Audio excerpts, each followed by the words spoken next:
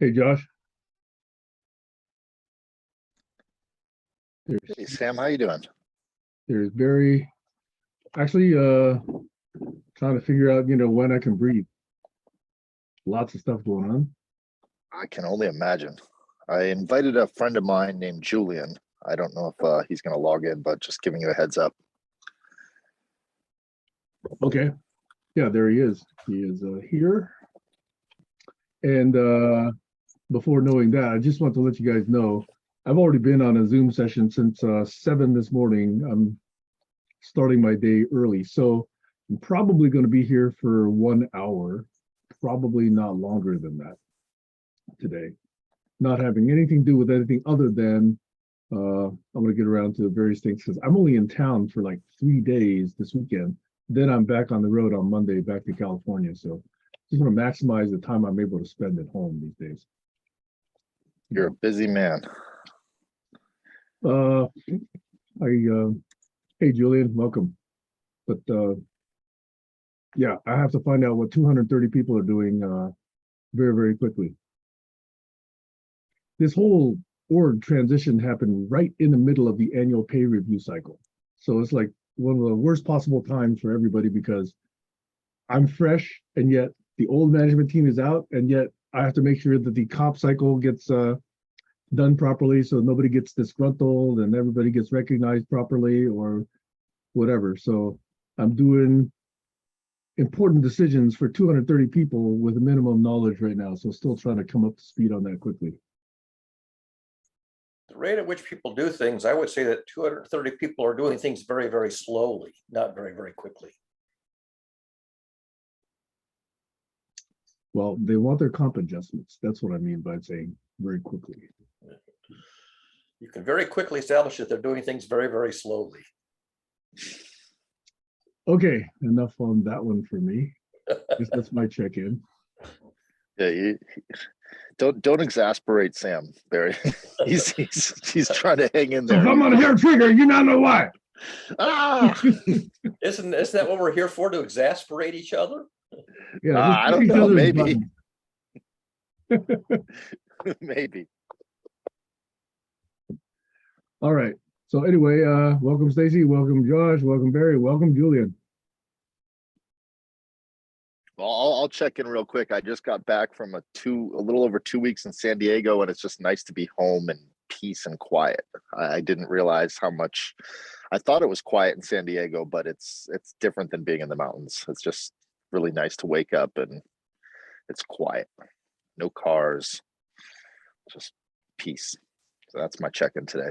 Yeah, interestingly, I just got word from, not word, but just looking at my son's Facebook activity, it looks like he's in San Diego either for the week or for the weekend. So is there an event going on in San Diego right now that he's down there for? I don't even know. I just noticed a lot of people getting ready. I was at UCSD, so people are starting school. So there's a lot of families with helping their kids get started for the next semester, or I guess start school. I don't think that would apply to my son unless he has a college-age kid I don't know about. Sam, are you on your muddy mic again today? Let me double check. Do you remember which one was the least muddy? Okay, let me try. Okay, how about this? This is B. Is this any better? Yeah, it's Much sharper. Sharper. Okay, I'll stay on this one then. Turns out the Logitech webcams have good cameras, but they don't necessarily have good microphones. Yeah. Okay, so I've done my share of my check-in, I think. Josh, I think, has done his. Barry, Stacy, Julian. So just curiously, you invited Julian, Josh. How did you tell him to set his expectations here today? I didn't actually. I just invited Julian, and he's here. So I didn't set any expectations. Do you have any expectations, Julian? No. I'm just here tuning in. Okay, I'll set some expectations. I'm about to come irate. I'm about to bully people. I'm going to push people's triggers. I'm about to say controversial things. So What else? All of that is possible.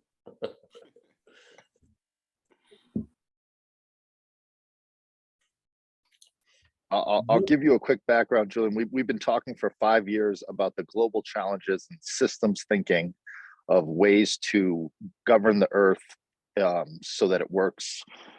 Some people say for everyone, leaving nobody out, or some people say for a group of people that want to do that. And it's been a long conversation. Like I said, 5 years every Saturday, and we were doing it Thursdays, Fridays, Saturdays, and then when we'd start fighting, we had Sundays for unblocking, and that was the format. And now we're down to Saturdays and Sundays. That's where we're at. And nice. But yeah, I'm just here tuning in. I'm gonna listen in for a little bit, and then maybe I'll set some expectations in a little bit. So Julian, could you tell us just a little bit about yourself? Like, how did you meet Josh, and what got you interested, and what do you do, and how do you spend your spare time, and what's your favorite music, and what kind of dog you like?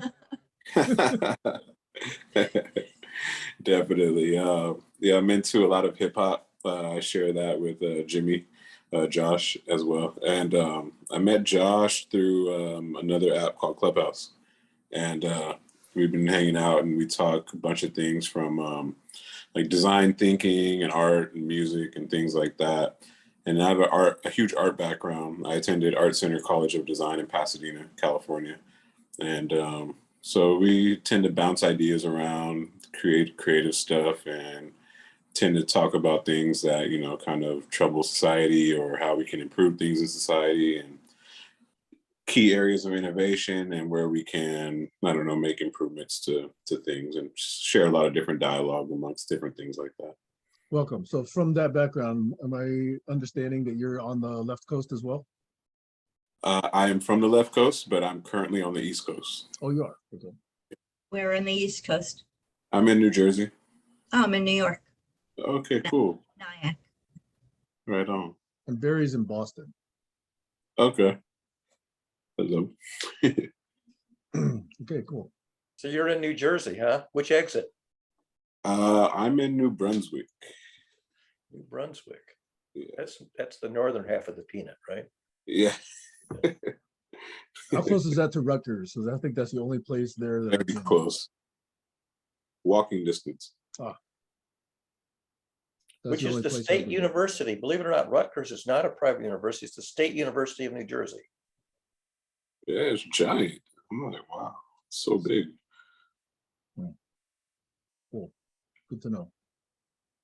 And how do you spend your spare time, Julian? I usually spend it either creating stuff, making art, making music, hanging out on Clubhouse, writing, drawing. And lately it's just been transitioning out of this pandemic that we've been in, if there is a way out, but just getting back to some normalcy that, I don't know, I think is out there. Still figuring it out. Cool. Hey, what instrument are you? Because I play violin myself. Oops, turned off his camera.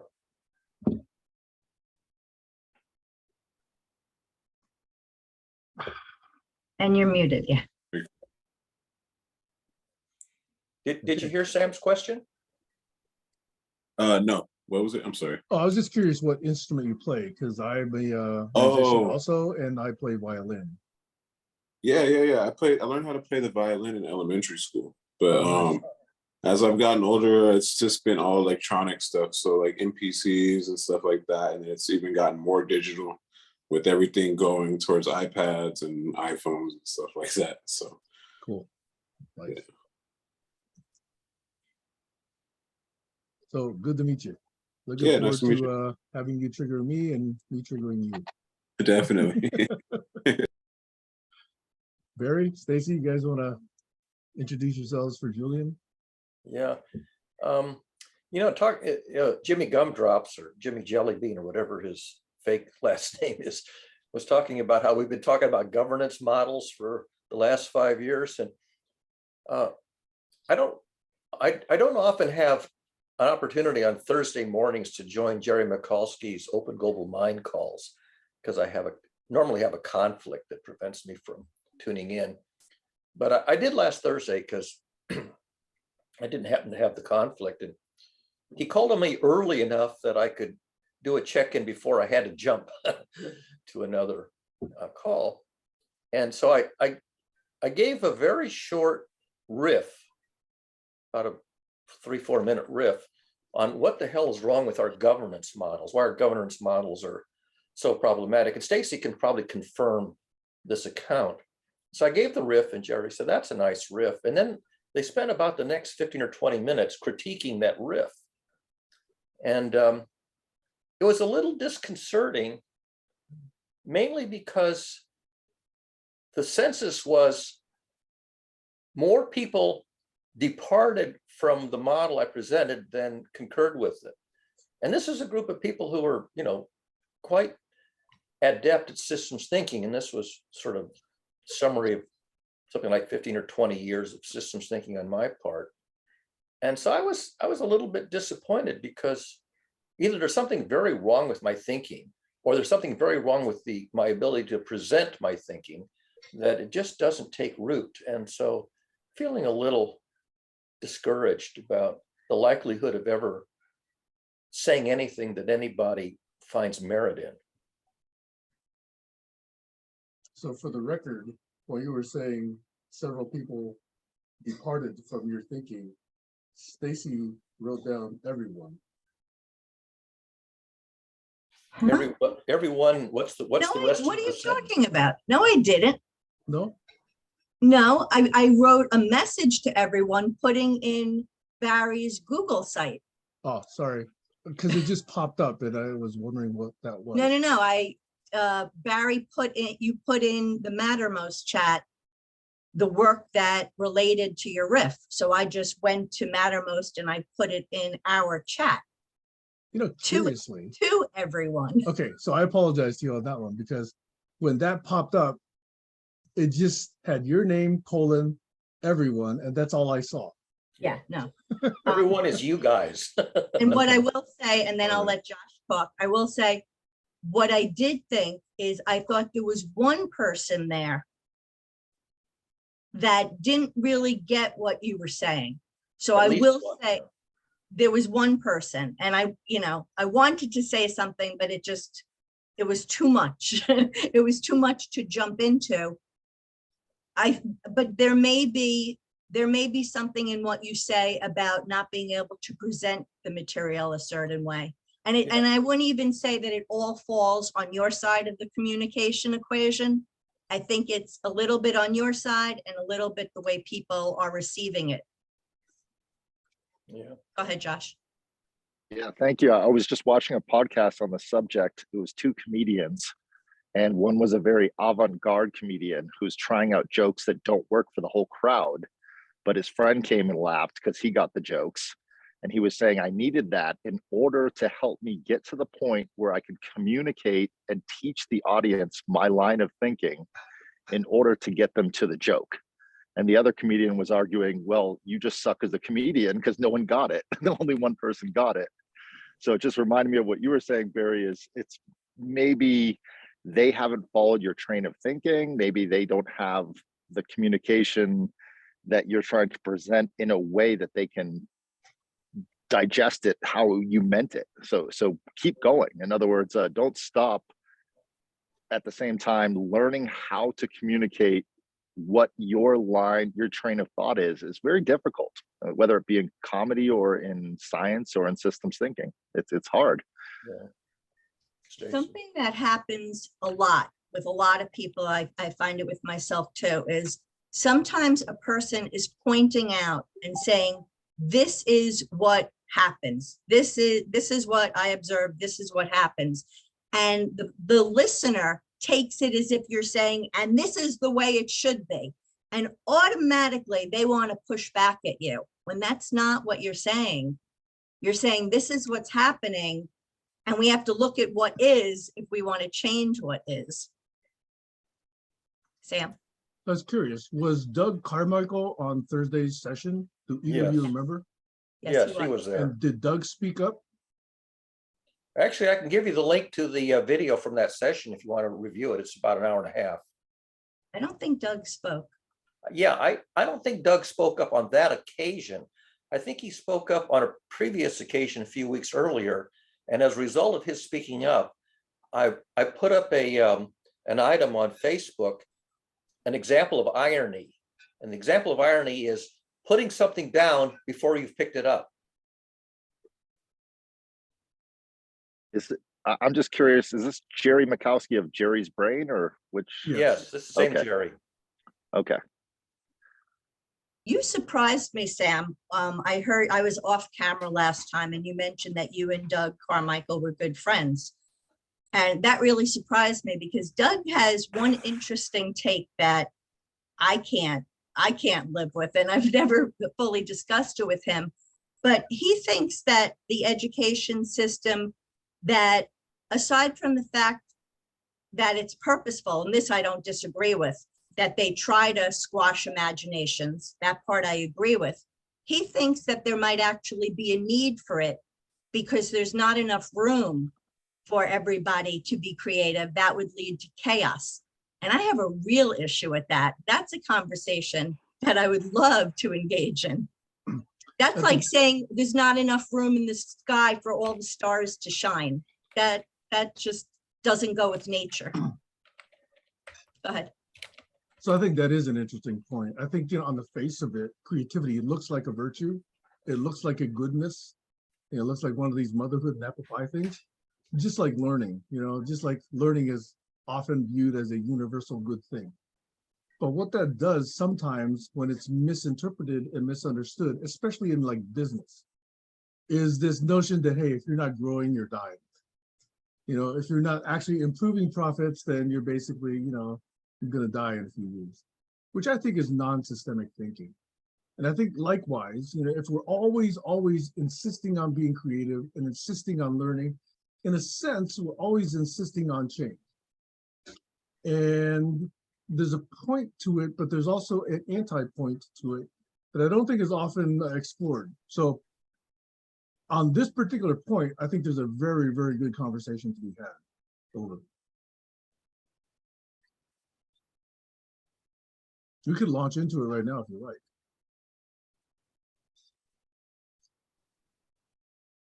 See, okay, let me posit a particular scenario. Let's suppose we have this Christian notion of heaven that we all live in. Let's just go with that for a second, okay? Let's suppose that everybody was happy, everybody was well nourished, everybody was living, a wonderful life, beautiful connections, able to do pretty much everything, okay, that they ever desired, and nobody was going hungry, and nobody was terminally sick in such a way that could not be addressed. Given that society, if we were able to achieve it, if we were not able to ever change that society, would that be a bad thing? Over. In other words, stasis.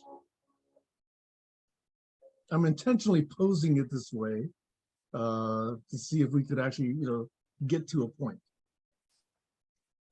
I think we've had this conversation many times. Well, I've brought it up, but I don't think we've ever actually dug into it deeply, though. Yeah, I mean, I'll just reframe it back to the conversation that I remember us having was, if you create rules, like you're saying, this heterostasis that Barry's talking about, if you're creating those rules, then you are going to create a chaotic system that will eventually cease to exist, cease to function, because the rules will start to collapse upon themselves, as opposed to what we talked about is creating protocols, not rules. That's the way I understand what we got to, was it's protocols that are important, not the rules.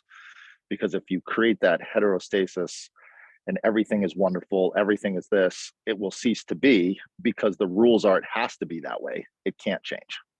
So rules create chaos, I think is what we got to. That's what I remember. And that was the main point of my riff on Thursday's call, is that rule-based systems turn out to be mathematically chaotic, contrary to long-standing belief in human culture for 5,000 or 6,000 years. That was sort of the central point of the riff, why governance systems are dysfunctional.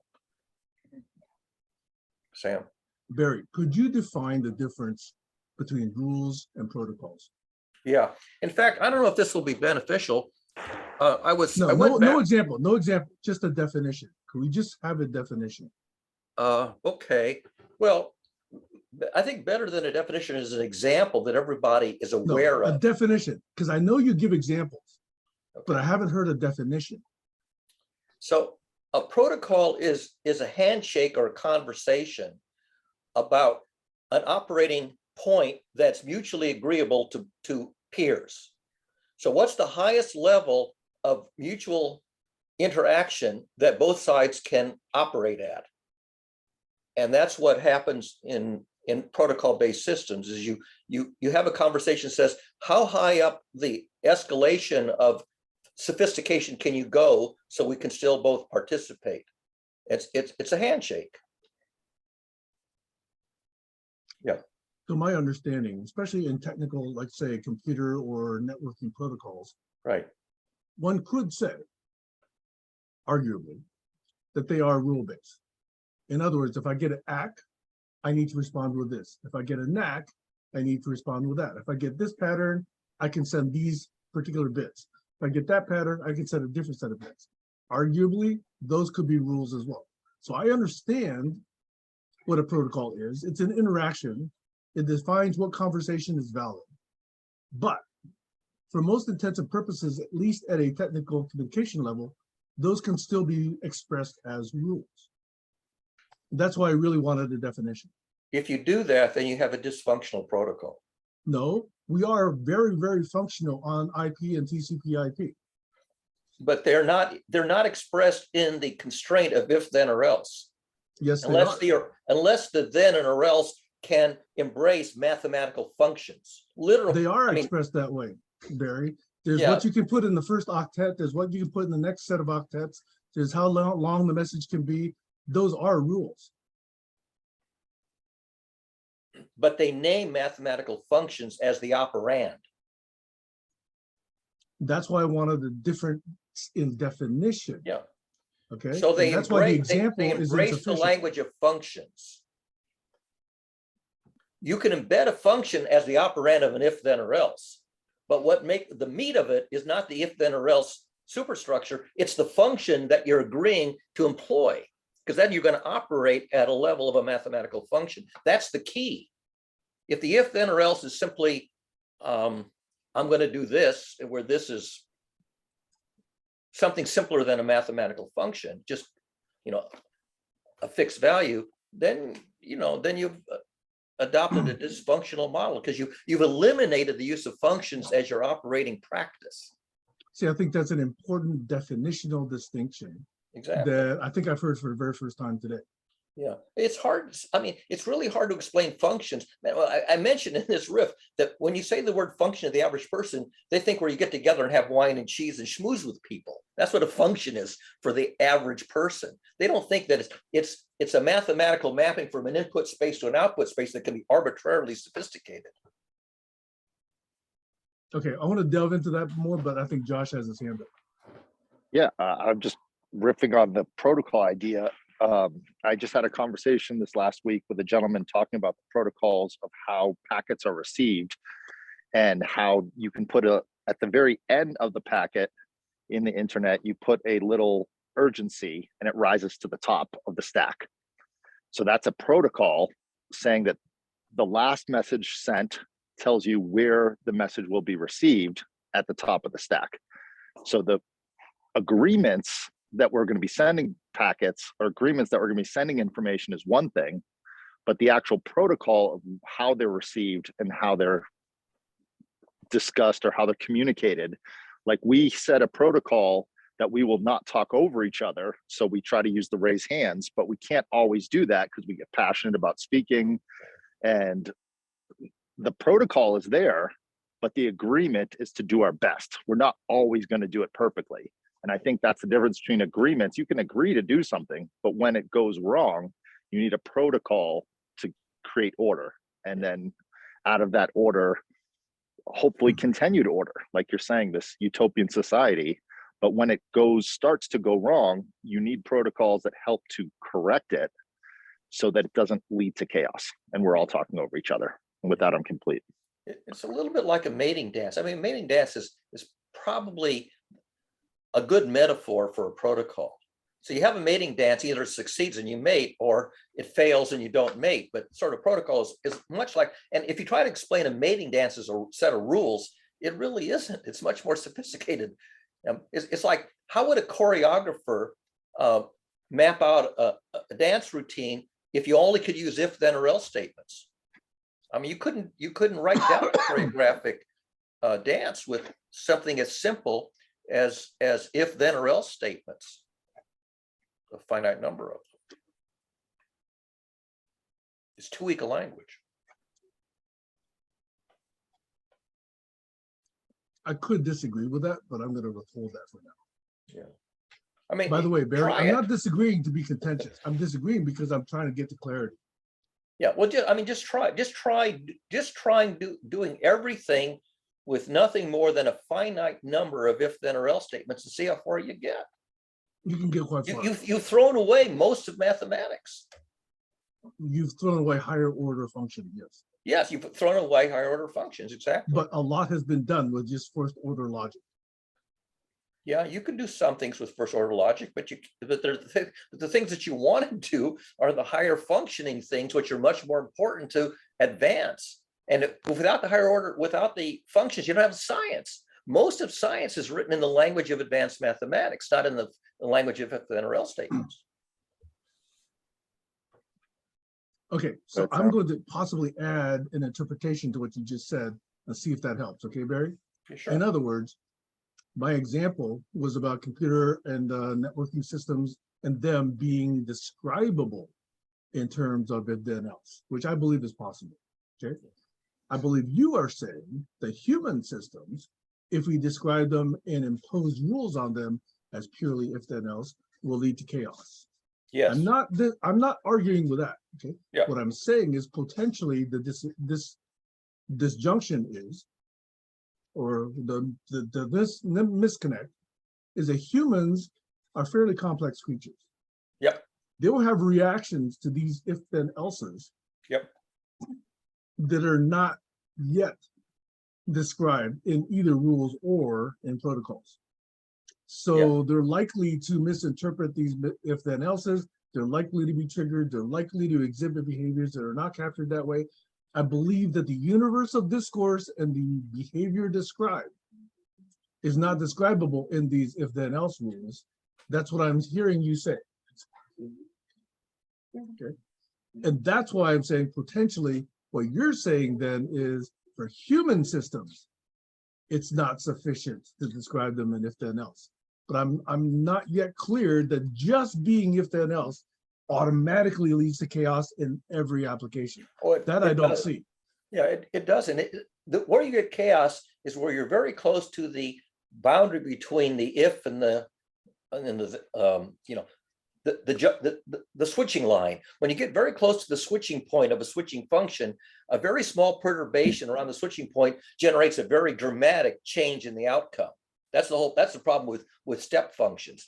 And I'm pointing out that if your mathematics is limited to step functions, you're screwed. Only if you also describe the potential available behaviors.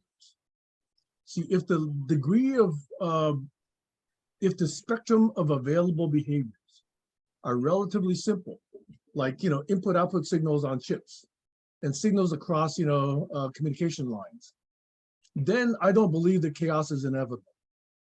But if the available behaviors are as complex as what is this human going to do given this, range of inputs, then because they're human and because they're complex and because we have not modeled them sophisticatedly or sufficiently complexly, then I think you've got a point.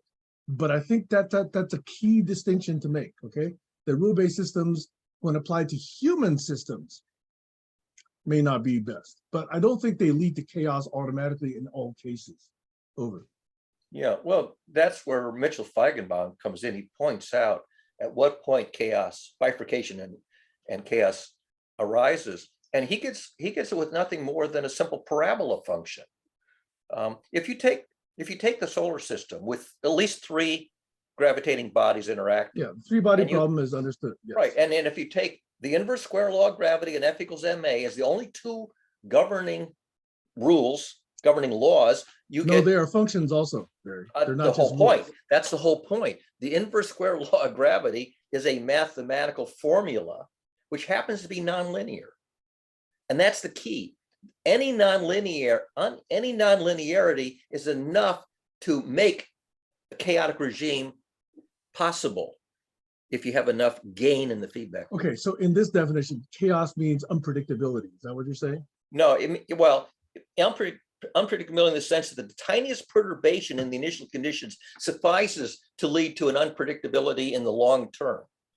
That is gigantic differences in the outcome over the long term. That a small change in the input does not cause a small change in the output. It causes a discontinuous change in the output. No matter how I don't small think that's a the good definition, Barry. I don't think that's a good definition. Because That's by the that definition of definition, all systems are chaotic. Linear systems are not chaotic. Perfectly linear systems are never chaotic.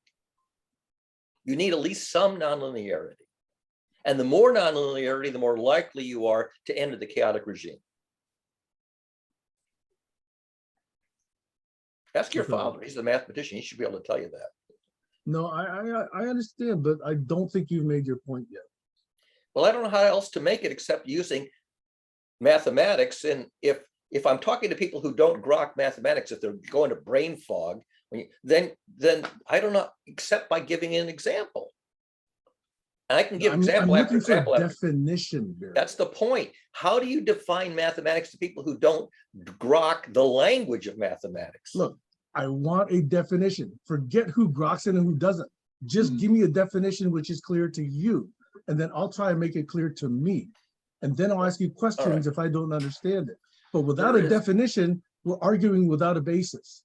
There is a definition given by Edward Lorenz of MIT, and I can paraphrase it or I can look up the exact wording if you like, but it has to do with a small perturbation in the initial condition does not lead to a small perturbation in the outcome. But he says it more carefully than that. Maybe I can find the exact quote. Yeah, but that's not sufficient to distinguish chaos from non-chaos. Well, it's the definition that Lorenz came up with, which is his That's best why I'm looking definition. for a definition. Yeah, Josh. Let's be patient. Let's be patient just because you're asking, like, if we can have clarification. So if you can ask a clarifying question and explain to him why it's not a good definition, that clarifying question will help to get to clarity, as Okay. opposed to that's not sufficient. Here it is. I got You it. can take Edward your time Lorenz, to formulate the Edward clarification. Lorenz summarized, this is his summary. When the present determines the future, but the approximate present does not approximately determine the future. That's Lorenz's exact wording of his best definition, best summary. Still not And then clear to me. Well, it's just, I mean, that's actually, and the source Ask of a that. clarifying question, Sam. Because what does approximate mean there? Are we talking perturbation theory? Are we Yes. talking small deltas? Are we talking small epsilons? Yeah. How big is small? How small is small? So You know, that no What you matter basically how mean is- small, is no it matter how continuous? small, no matter how small the approximation, no matter how small it differs from precision, nonetheless, that does not predict the approximate future. That was the whole point. And that's a very subtle and profound mathematical point that was eluded, academia until All right. the middle of the 20th century. all right. I'm being a little bit dumb here, but then don't all systems that are modeled in a quantum way, aren't they all then chaotic as well? Well, quantum systems are almost by observation or definition chaotic. Yes. Because you have a quantum jump, that's a small perturbation. That's right. The smallest possible discrete perturbation, and already in quantum mechanics, it's mathematically chaotic. This is say unpredictable. Okay. That one But- quantum perturbation screws up your prediction. It doesn't have to though. You got If a it's lot of linear, quantum behavior. if it were linear, it wouldn't. You'd be You got a fine. lot of quantum behavior that is still possible to model in predictable ways. Well, you can model statistically. So the better butterfly curve, you could put down the probability of any point on the butterfly curve. but you can't say where in the butterfly curve it's going to be in so many seconds, only that it's going to be probably be here or there. And so I think you're Stacy has her hand up. forced into probabilities. You're forced into probabilities. You have to throw away exact predictions. Okay, I always have a rejoinder, but Stacy? Yeah, this is stressful to listen to. I just want to share that. So the math is all over my head, but what I wanted to say, and I'm curious if it would fit with what both of you are saying, because for me, I imagine it as freedom within boundaries would be a solution. So you can each take that to your mathematical equations and let me know if that works.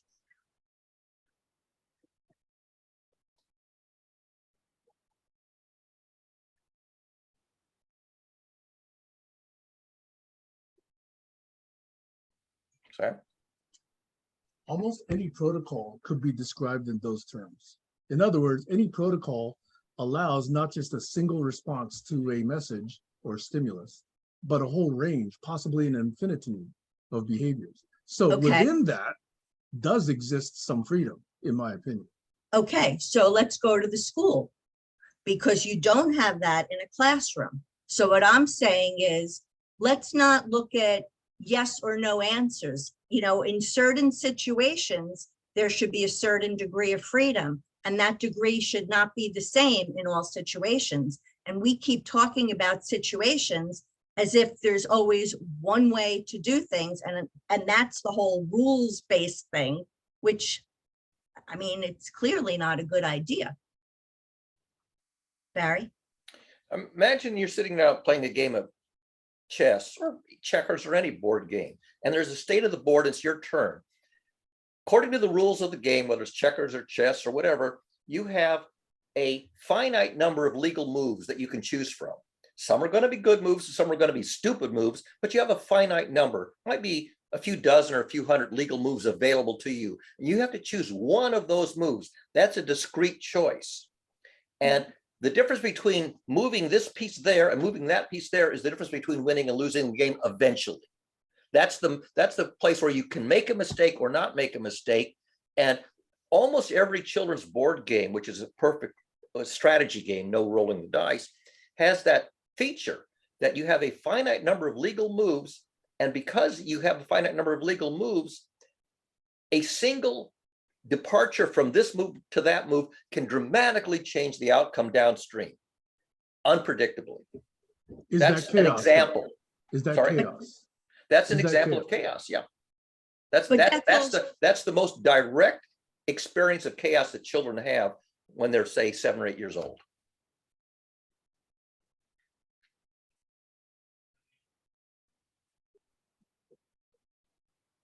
See, to me, that's an uninteresting case of chaos. It's I'm more uninteresting, but it's the kindergarten I introduction. understand. So I think there's a different notion of chaos that I'd like to tease out from this more general definition. Yeah. Okay? So we can start here. Yeah, and then you can go up to the point of James Gleick's book to the general public, or Mandelbrot, or Mitchell Feigenbaum, or any of the others who did the heavy lifting, Lorenz. So the heavy lifting begins in the 1950s. Well, actually begins with Poincaré around 110 years ago, 120 years ago, and then Lorenz, and then Feigenbaum, and others, and the introduction of fractals. So the second half of the 20th century was the elucidation of the mathematics of chaos, even though the intuition of it actually goes back to biblical times, because the word chaos goes back to the Greek.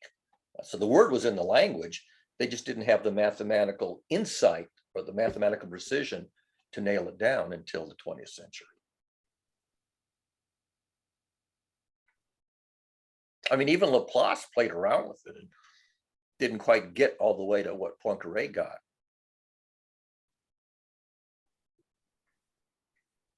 Both Laplace and Lagrange, I mean, both of them played with it.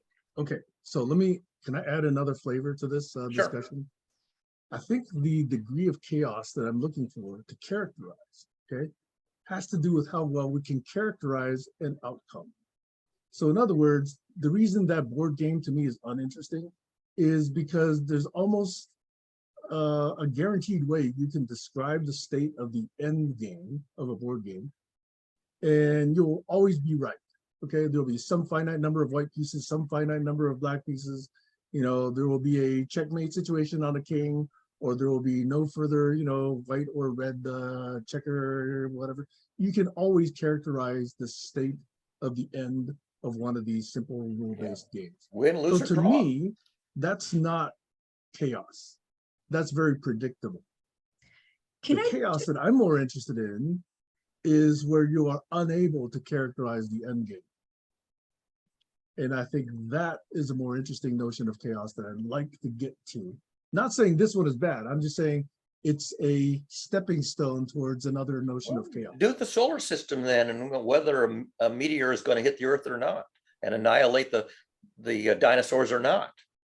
I mean, this tiniest perturbation in the initial position, and you either hit the Earth or you don't hit the Earth, and that's a calamity or no calamity. You look at the moon, you see all those pock marks, and you go, sometimes they hit it and sometimes it missed it. On the moon, we don't care because there's nothing, you know, to destroy. But if you've got living systems, you know, the Tunguska event, or I can't remember the name of the one that was in Russia a few years ago. So, you know, whether we're going to be hit or not hit by a tiniest deflection sideways can cause you to miss the Earth if you do it early enough.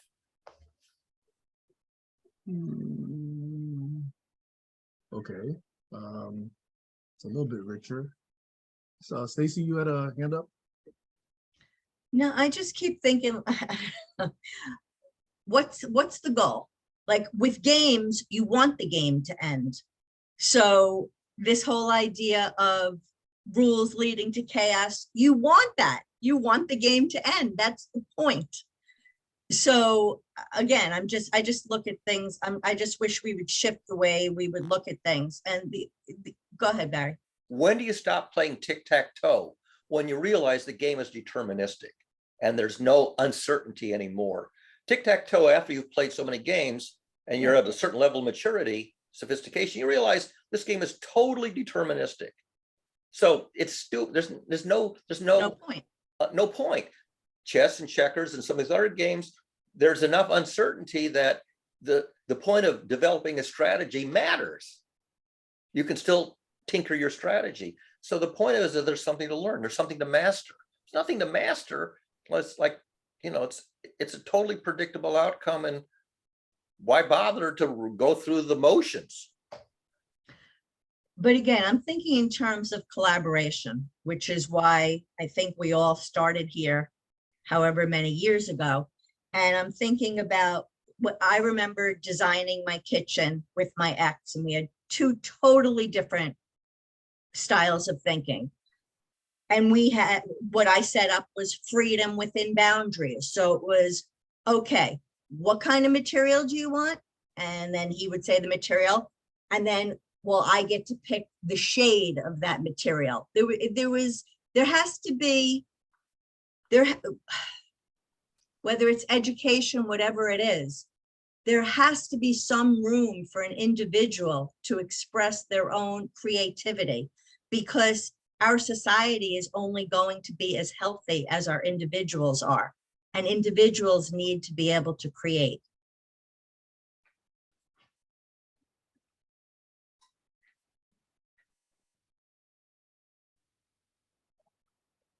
That's it, I'm done. Yeah. So anyhow, I mean, the whole point of the thing was, if you want a governance system that's some kind of a regulatory mechanism, you don't want the regulatory mechanism to be inherently chaotic. That would be a bad idea.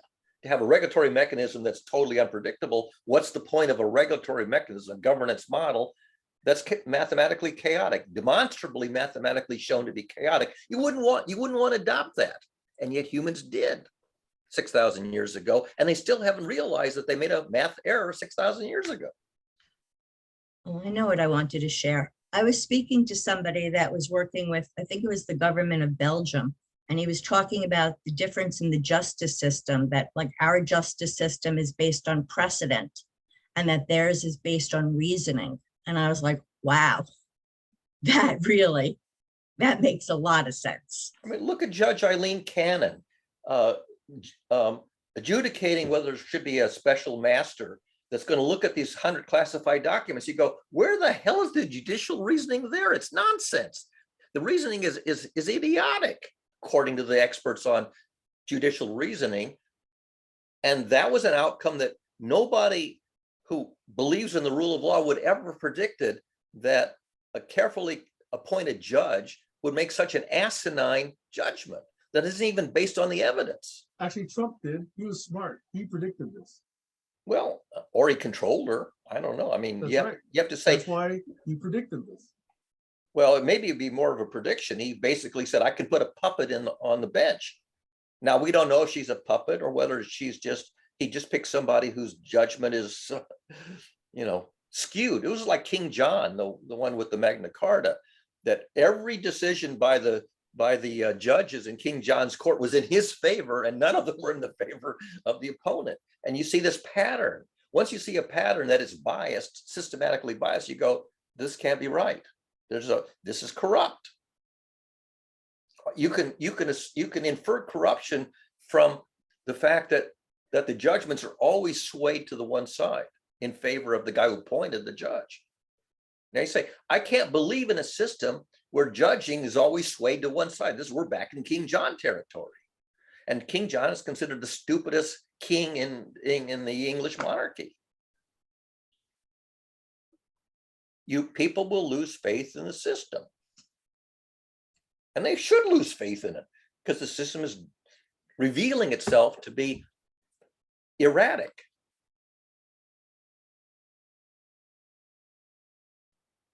In the end, we may end up understanding that Trump is smarter than any of the rest of us.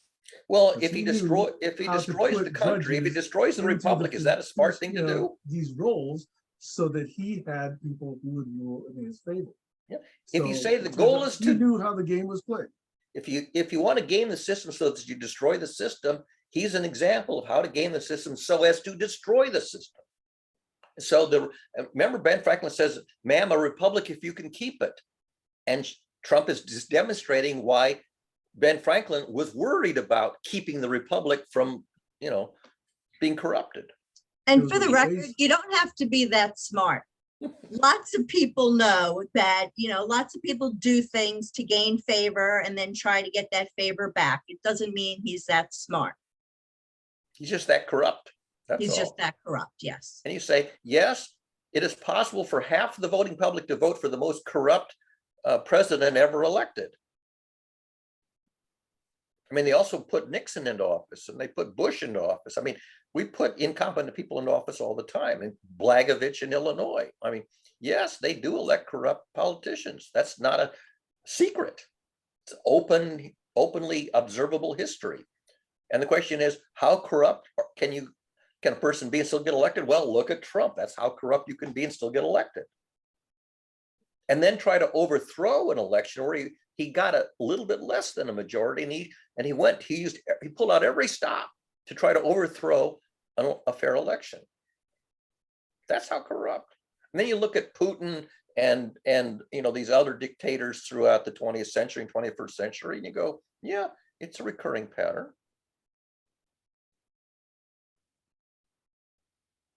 And then you ask your question, why can't we come up with a governance model that works? Well, these are examples of how they go awry.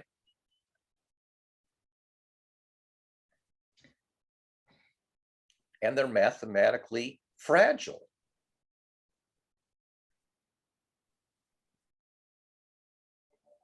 They're not robust. The governance models are mathematically not robust. They're fragile. Josh has his hand up. Josh has his hand up. Yeah, I'm just saying the protocol was every 4 years you get to change the person in charge. And it used to be multiple terms, and now we limit it to 2 terms, but that's a protocol, right? Is that a rule? It's also a rule. protocol? Constitutional provision. But And would it we could be define expressed that in a as a rule. protocol or a rule because it can be changed? It was changed from multiple terms to 2 terms. Can it be changed to 1 term? Can it be changed to 2 years? Is that? Sure. The Constitution can be changed. It's very hard. They try to put in the Equal Rights Amendment. Stacy will tell you about this. How long have they been trying to ratify the Equal Rights Amendment, where was it 2/3 of the state legislatures have to approve it? And we're at some number of state legislatures that have approved it and it's not to the 2/3 level. So we don't have an equal rights amendment for women and other minorities. I forget what the scope of it is, but. So yes, you can change it. And also it's very hard to change it. And is that a protocol that it's very hard to change it? Is that a rule? Is it? I'm just trying to get back to the definition of protocols versus rules. Yeah, because it was a fixed number. You had to have 2/3 of the state legislators approve an amendment. So basically, the answer, I think it can be expressed as a rule. Yeah. If you do not have 2/3, you do not get to do this. Right. That's a rule. It's a fixed line.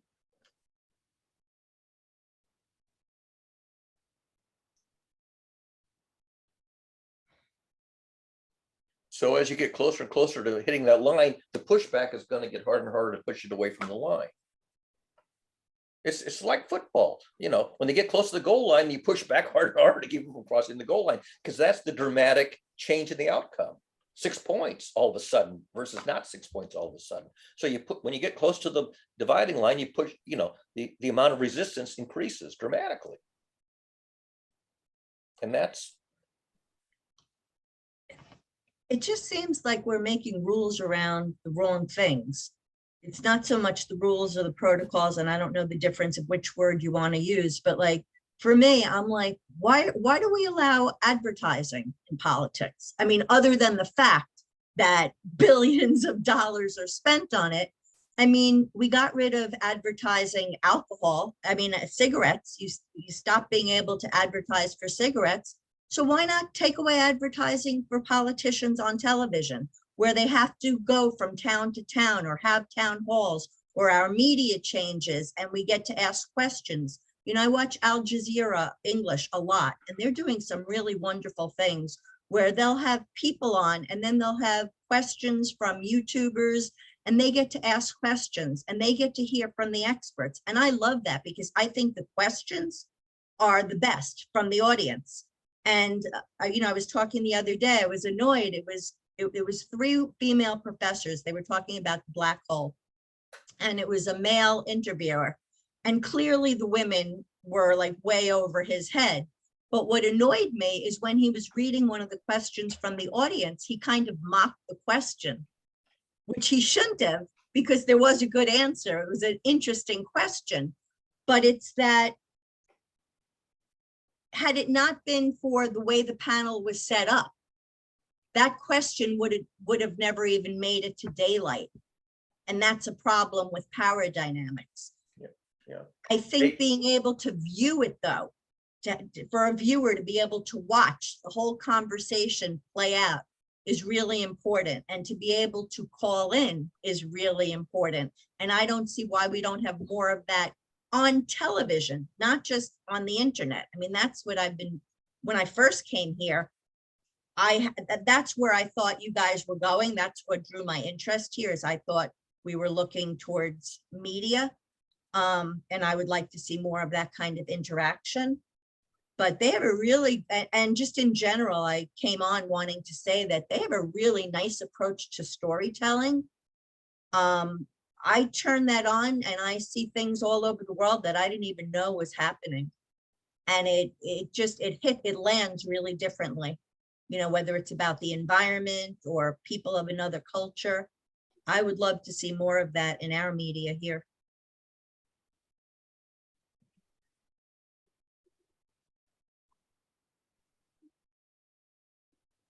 Sam?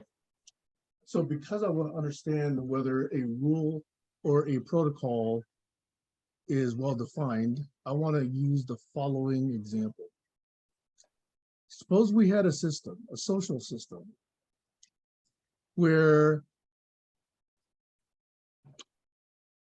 no matter what we do in politics, let's say we enact a IRA, we invest in infrastructure for transportation, we invest in healthcare infrastructure, we invest in educational development, we invest in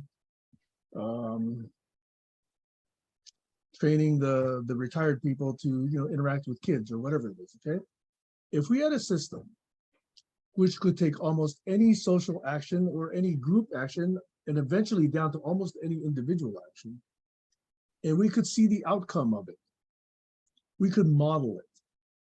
I could say, if we put $80 billion into the IRS, we will still have too many billionaires in 20 years, for example. And I could make that claim, I could model it. Somebody else like Josh can come by and say, you're wrong, because these are gonna hire 20,000 more people, and we're therefore gonna go and, just, scrum around each of these billionaires. We're gonna take them down and we're gonna do whatever. So we could have a discussion based on outcomes. And these outcomes would be the predictions of some model. Barry could provide a model, Stacy could provide a model, I could provide a model, and we each could say, according to this model, this is the outcome. According to that model, that is the outcome. Then we say, okay, so how do these models get integrated in such a way so that we come up with a third, better model? And then what does that thing then represent? What does that thing predict? And if we could do this, first as one-on-one, then we add another, then we add another, then we add more, then we take another aggregate model from some other group and we add that together, and we over time get better and better with our modeling. So we get better and better with our predictions of outcome.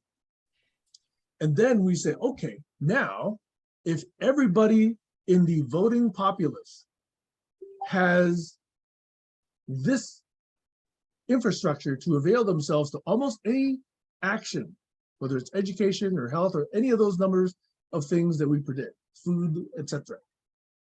And we then had a discourse, a national level discourse around these actions, around these policies, around these investments, around these guidelines, around these objectives.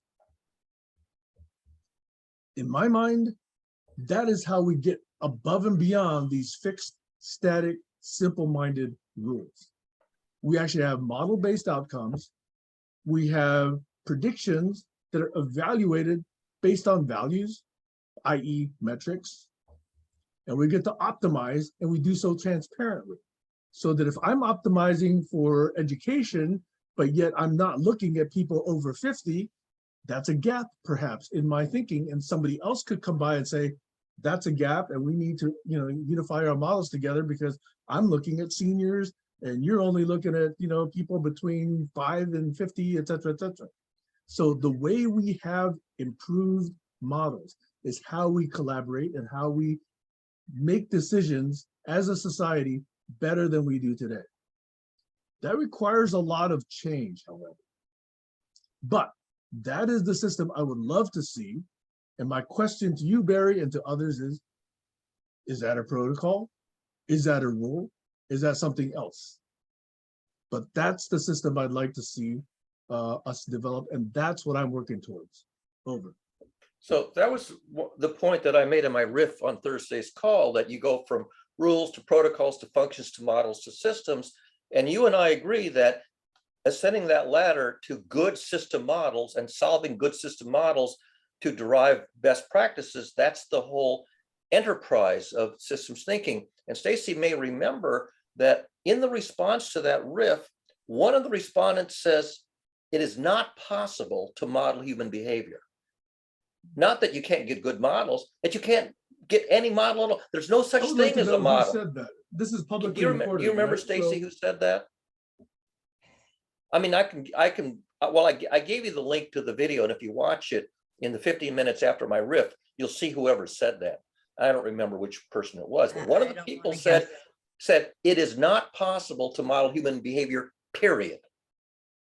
So he shut down the whole enterprise by denying even the possibility of having a decent system model of how humans behave. I don't need that kind of negative thinking in my life. Well, that's why I said I was so discouraged by this Thursday call, because the naysayers basically shut down the whole concept from the get-go, or at least one person did. And I go, evidently the rest of the group went with it. Did anybody contest that statement? I'll let Stacy riff on that, because the whole thing is being mischaracterized, because again, this happens in every conversation. It happens here. You guys just overreach and there's not enough, what you keep calling leaning in. There's not enough of, well, how would that work in this case? Or, so are you saying that you just jump to conclusions? That's not true. You can't do that. But if it were, yeah, I can't. It's too frustrating for me. It's too frustrating because time and time again, I see this black and white thinking. And I'm always trying to stay in the middle and find the balance, and it's tiresome. It's draining. It's dispiriting. It is. It's dispiriting. Josh, you're Go muted. ahead. Go ahead, Josh. Yeah, no, I just remember Sam's initial question at the beginning of the conversation is how small are these perturbations?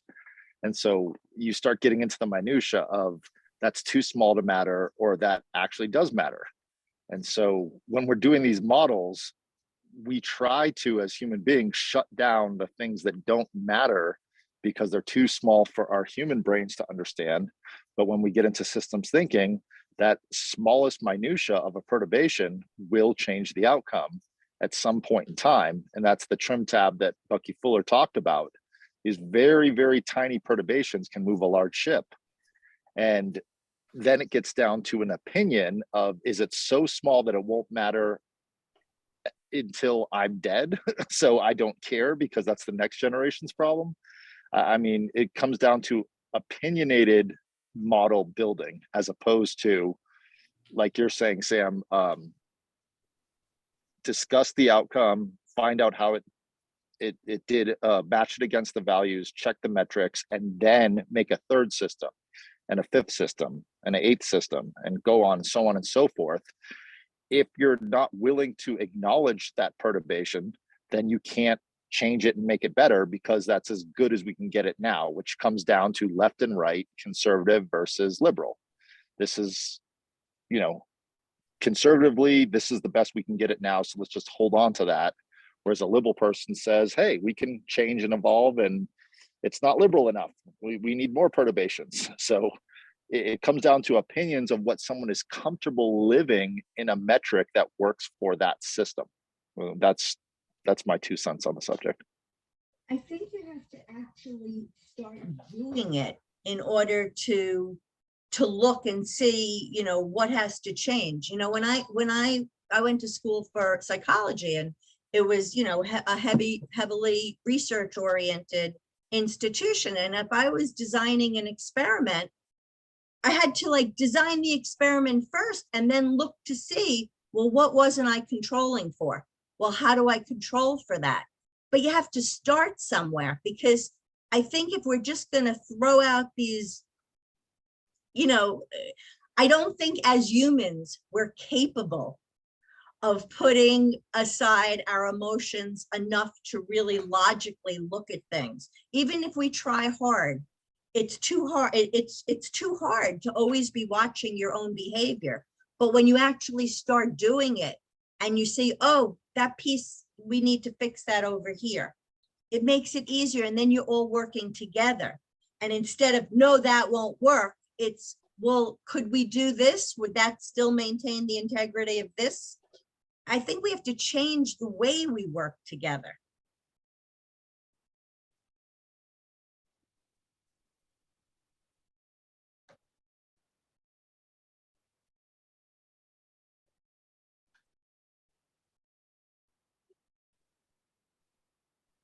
And I think that begins with diagnosing the various ways that we fail to work together, diagnosing the breakdowns of collaboration.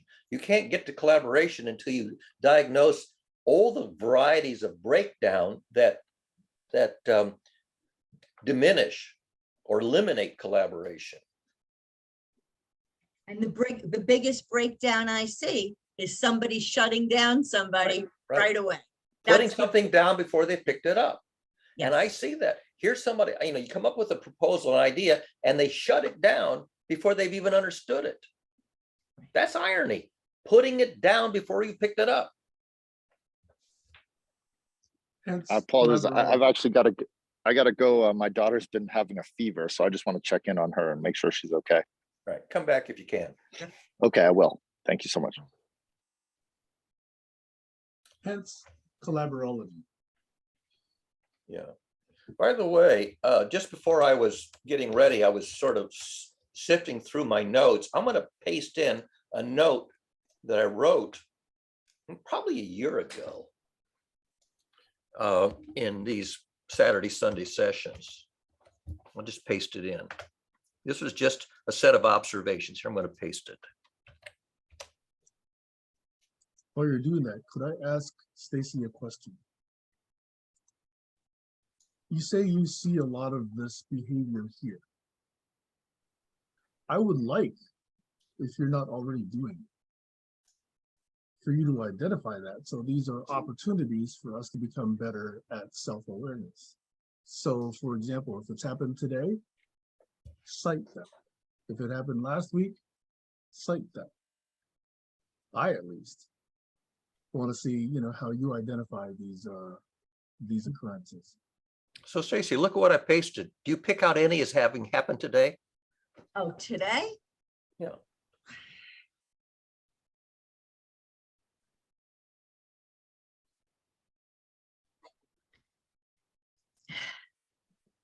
Look, there's always that underlying current. It's not as bad as it used to be. It is an underlying current. It is. I don't want to, I'm not comfortable doing this because I have to be honest. If this were 3 years ago, 4 years ago, I'm just not as invested and I just don't want to, do it. But I will say it's just a part of a lot of people's personalities at this point.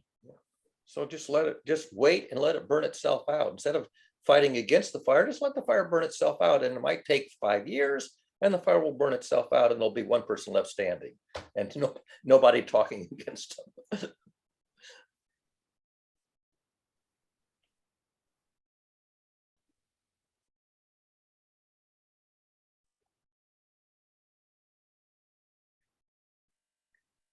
And that's what happens. And I don't know that that's necessarily a bad thing, because I think overall, what I hear when I speak to people on a more social level is that their social groups are changing.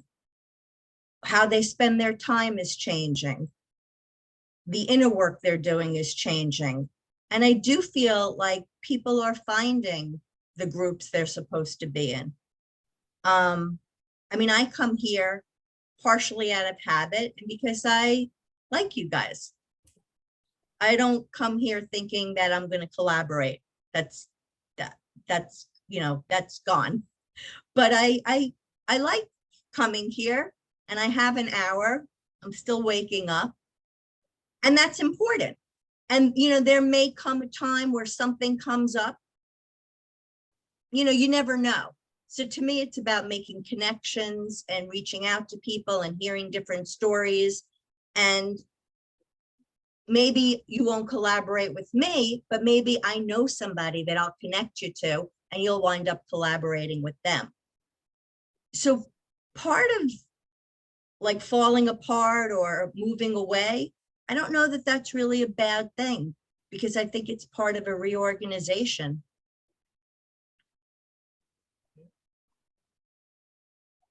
People, I mean, you and I've collaborated. We collaborated on some projects and it had its run and then it ended.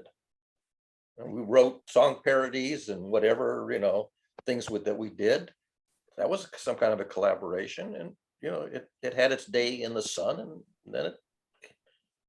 But more important to me is our friendship. It's been over Sam, an are hour. you leaving?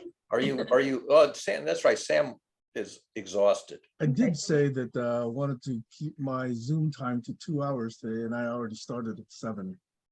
Okay. This last piece was very interesting, though, and I'm hoping that at some point I can ask you for those details, Stacy, because that statement is one that's worth following up on for me. Well, I'll tell you what would be fun for me that I would be willing to do, and this is a collaboration.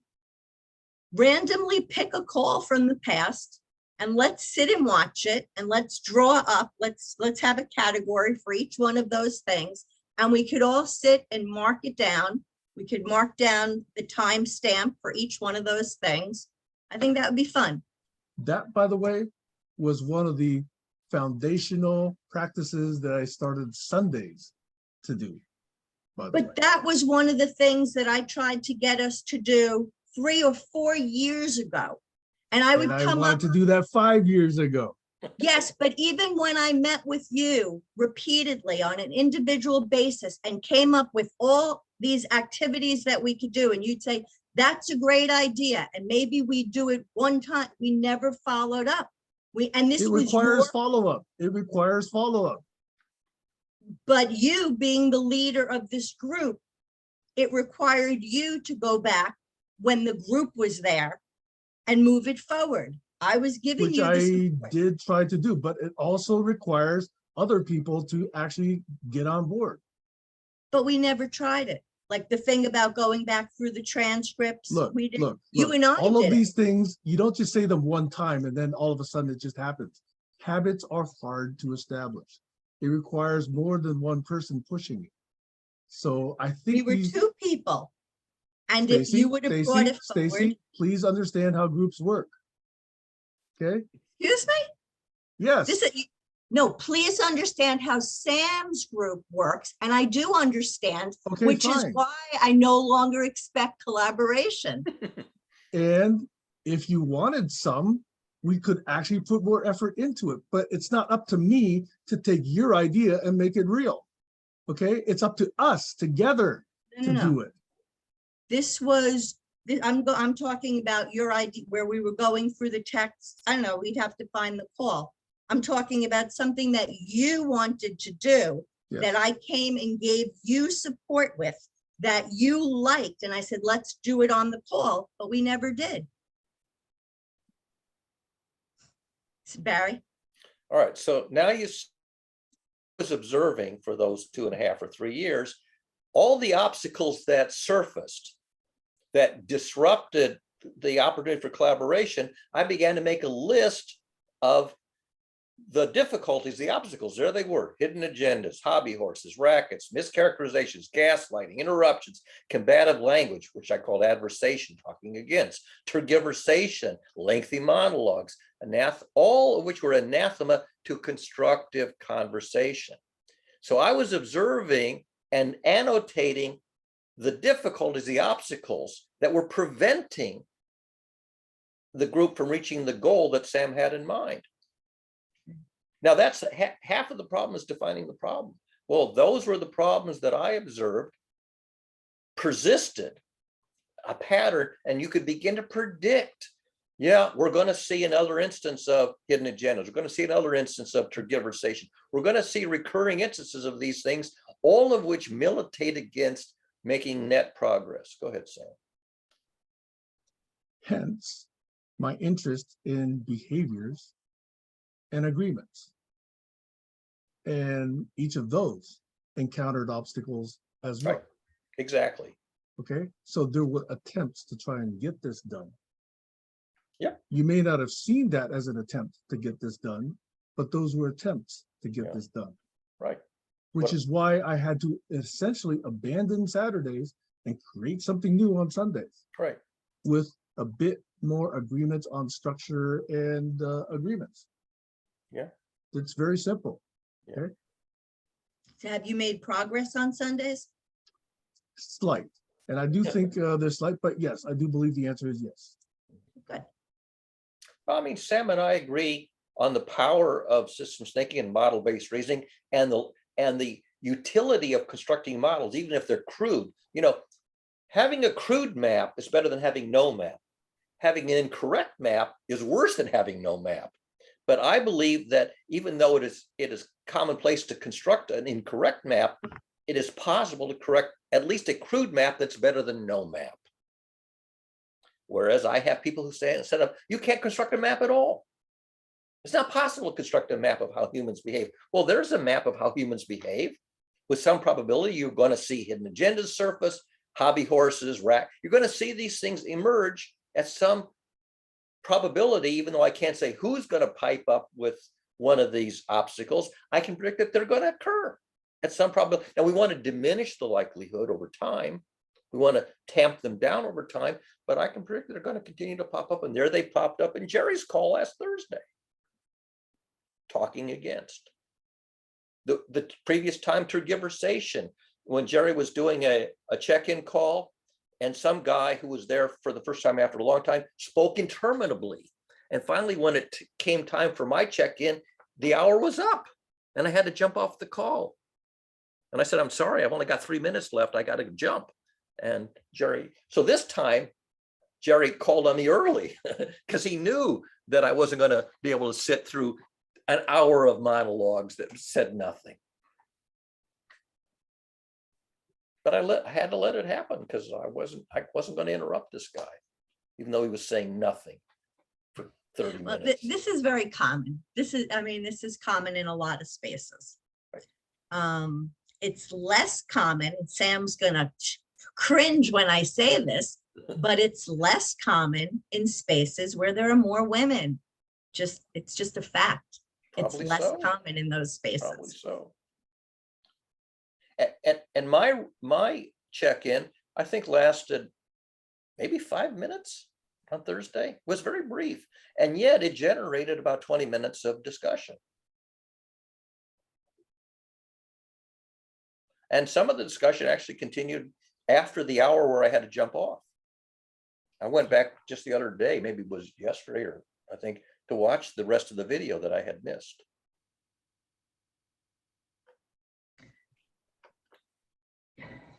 But I couldn't participate in the second half because Some of this is really what is, I'm going to say, this are smart people problems.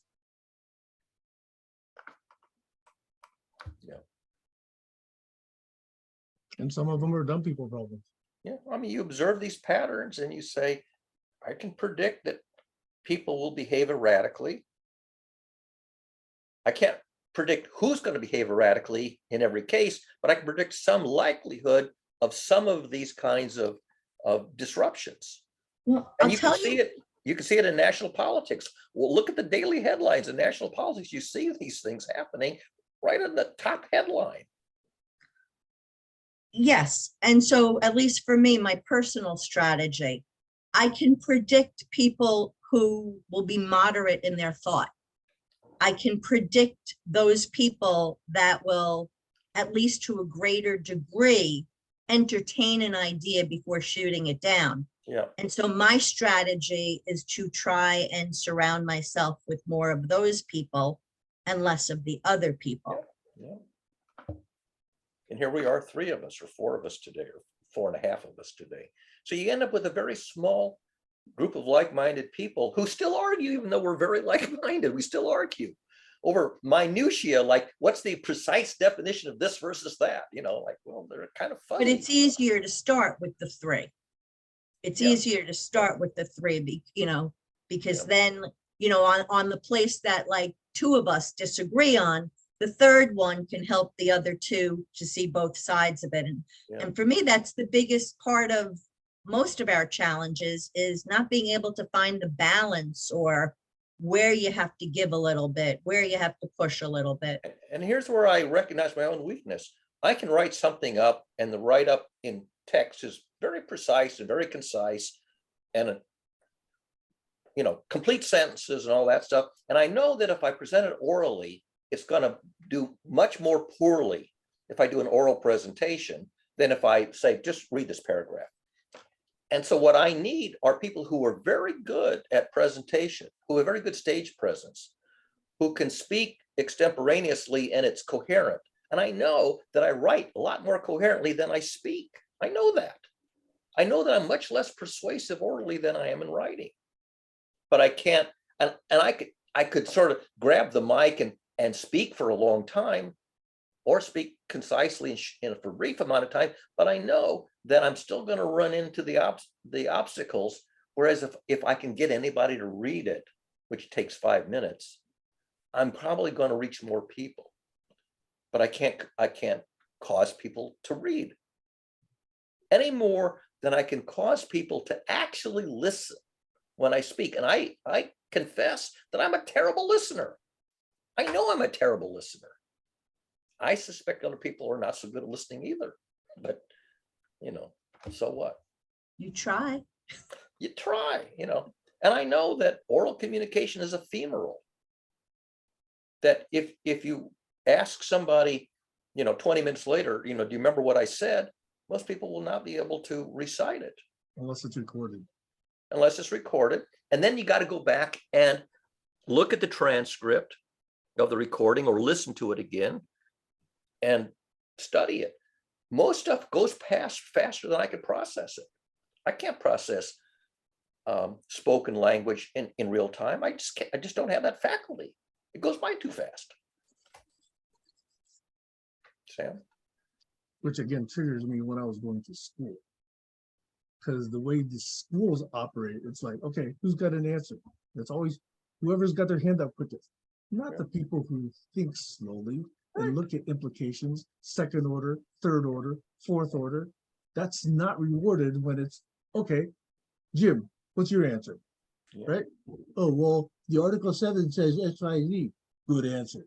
That's not, conducive to learning. That's conducive to rote. I can take hours to think about and write up a paragraph that you can read in 3 minutes. But if I'm generating the content in real time, you got to listen to me mumbo jumbo for 3 hours. No, let me think about it offline, write it up offline, correct the sentence structure, the grammar and the vocabulary offline. That's going to take me half a day, and then you can spend 3 minutes reading it.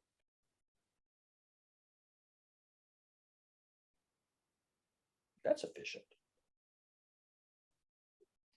But I can also tell from the statistics that very few people are reading what I write, even though it's sitting out there for 15 years on a blog or someplace, that I'm reaching very few people. I can see that.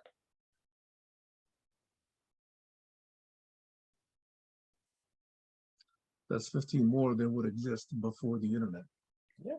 Now, what I would love is a really good presenter, somebody who's got good stage presence to present the content. It's just like Lily Tomlin didn't do her own writing. Jane Wagner wrote all of Lily Tomlin's material. You never saw Jane Wagner on stage because she was the writer. She was the author. But Lily Tomlin had that fabulous stage presence to present that material.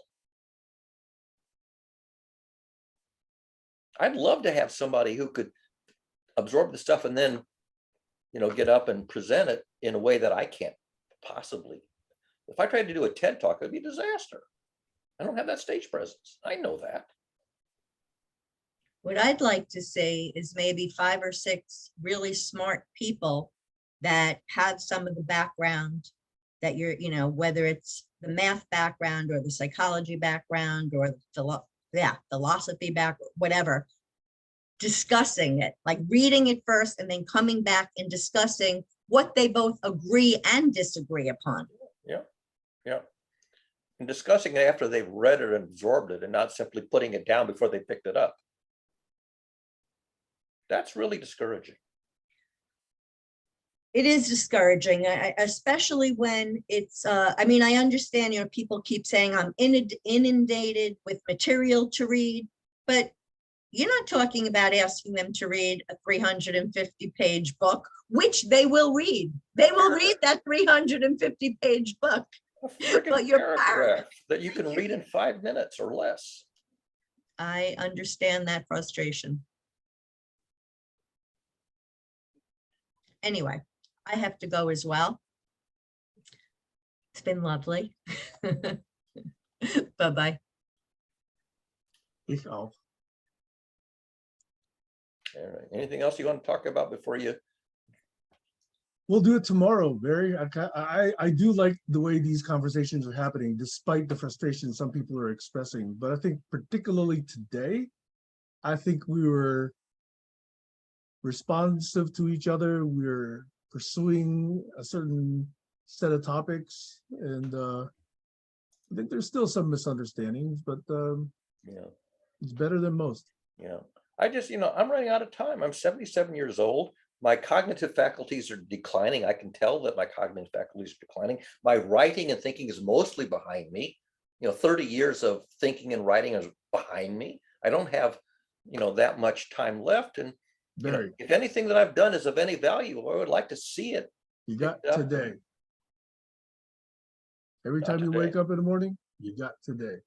Okay? Yeah. That's all any of us can ever ask for. But I got nothing else to say that I've already said before in as many different Yes, ways. you that I do. could.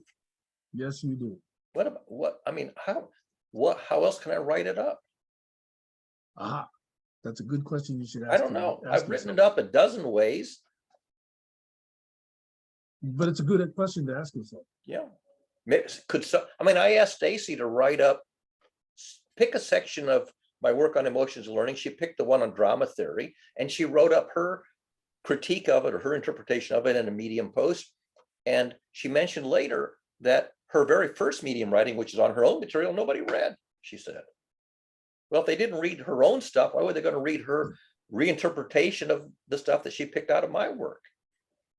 I don't know. I don't have the statistics, but I'm going to guess that probably, if you're lucky, 3 people read it.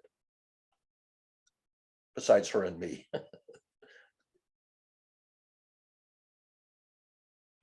Oh. I think there's value in having this continuity. There's value in some of this ping-ponging and revisiting. And what you say is that, keep having the same conversations over and over. I don't think that's true. I think we come to each topic again, renewed with additional insight. Yeah. And then do we retain that insight as concrete knowledge that doesn't dissipate and evaporate 3 weeks later? Not well, because we don't have those agreements on where to put some of this. Yeah, that's the problem, is that people will nod and then 3 weeks later they don't remember it. I've been living that frustration for many years. Yeah, there you go. Okay, Bear, let's take this up again tomorrow. Ciao. Okay, thank you. Yeah, thanks. Bye-bye.